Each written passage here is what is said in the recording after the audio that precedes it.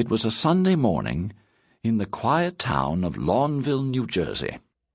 The time was 11 o'clock, part of that long, getting hungry stretch between breakfast and lunch. Simon Bloom was spending it doing his favorite thing, reading. He'd loved it since he'd first learned how, and the ability to control a few laws of physics hadn't changed that. Of course, he could enjoy his powers, too. Simon was sitting above his bed, 8 feet above, on the ceiling. His butt was firmly planted there as he sat, cross-legged, with his head hanging down toward his bed. He had used his control over the law of gravitation, changing it on himself so he was pulled up instead of down like everything else on the planet.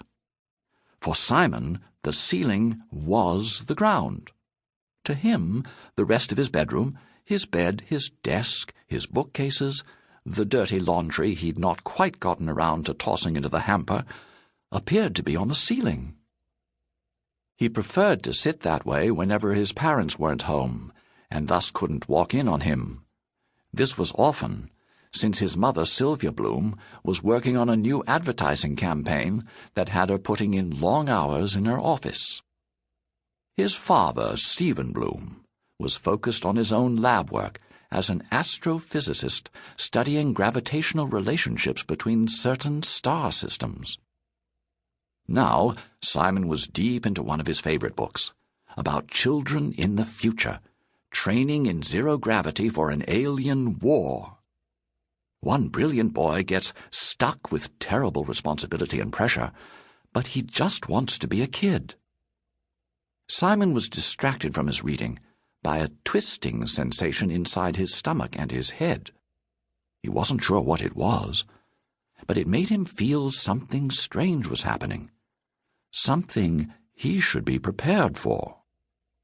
He spoke a series of words that were complete gibberish to me. Only a keeper of the Book of Physics could understand them. Fortunately, narrators can often read the surface thoughts of our chronicle subjects, so I knew he was using his second formula. This gave him control over friction, which he used to make the pages of his book stick in place. It worked much better than a bookmark. He then increased the book's friction to make it adhere next to him on the ceiling. Now his hands were free, if needed.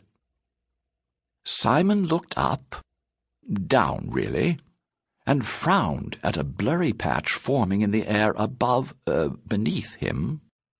Something was making a hole in the middle of his bedroom. The hole was accompanied by the jarring sound of air ripping. It was a noise Simon knew well.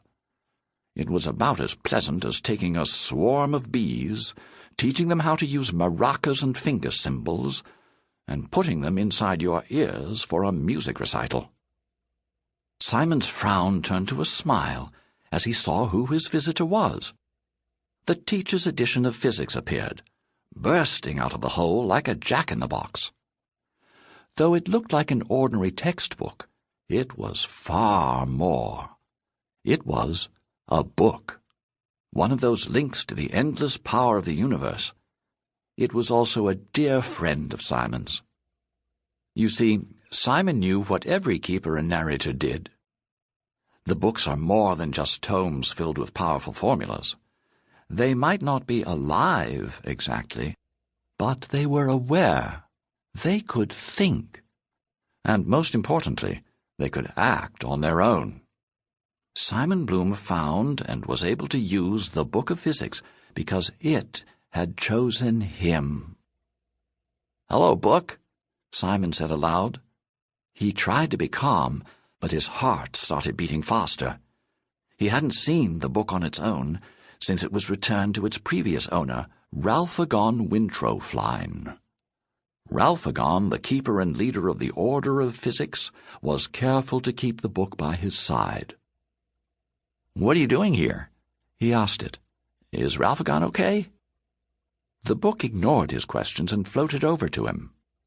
Simon took hold of it in one hand. Despite being the size of a huge textbook, the book weighed about the same as a small paperback. He stroked its spine, and it glowed bright blue and vibrated in response. The scene was rather like a boy and his pet dog, although this dog was blue, hairless, rectangular, and could destroy the universe. Plus it was house-trained. "You must get ready, Keeper," it said, using the mental link they'd developed. Ready for what? If Simon's heart was racing before, it was sprinting now. Ready for the end of things as you know it, for the next stage, and all the dangers that will bring. What? Simon thought back to it. What do you mean? Once again the book ignored his question. Make sure Owen Walters and Alysha Davis are prepared too. It made a mental noise that was surely the book version of a sigh. The end is coming. You must make sure there will be a new beginning. The book hovered silently for a moment more, and then vanished with a noisy tearing of air and a poof. Simon stared with confusion and more than a little fear at the space the book had been occupying. What had it meant? End? Next stage? Dangers? He remembered well the problems his friends and he had faced when he first found the book. Some were a lot of fun, but some had been of the almost certain doom variety.